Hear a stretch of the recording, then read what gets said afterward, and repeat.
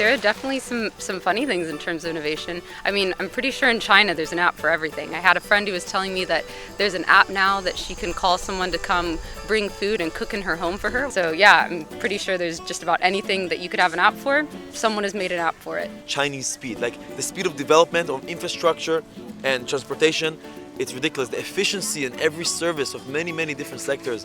In Longyang, which is a city in Fujian, there is a train station built under 9 hours by thousands of people, and they set up an entire station from scratch. It was nothing, and it just became a massive train station. I have great conversations with taxi drivers, and at some point during the conversation, during which we've talked about everything under the sun, either the driver or myself will say how lucky we are to live in a time in which such a conversation is possible.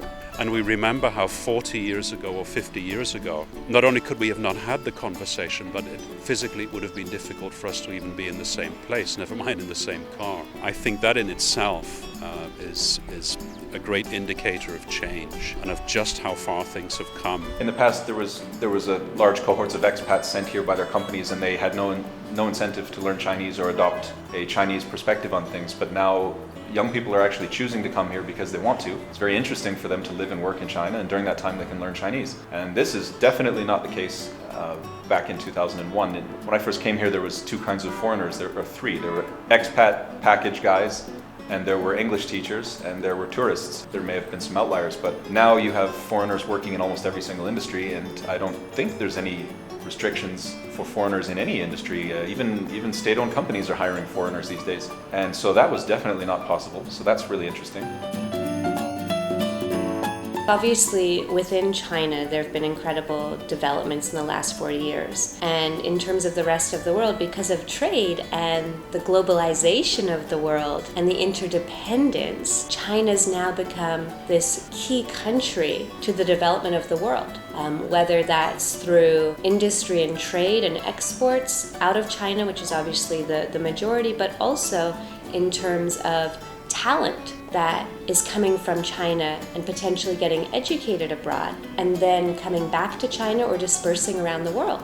Everyone sees that China is developing very quickly, in so many different ways. Education, their universities are just climbing up the rankings. You've got huge technology companies that didn't exist 10 years ago that have over 1 billion users now. At the beginning of 改革开放, it was about importing thought, importing technology, importing innovation. But now they're talking about 走出去.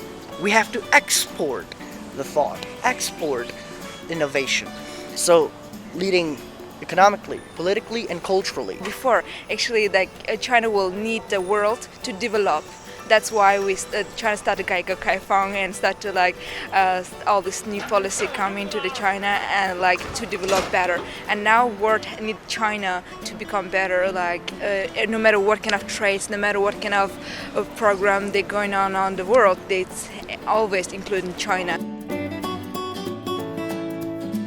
I hope that there will be greater interactions between China and the wider world. Yes, in an economic level, but more on a social as well.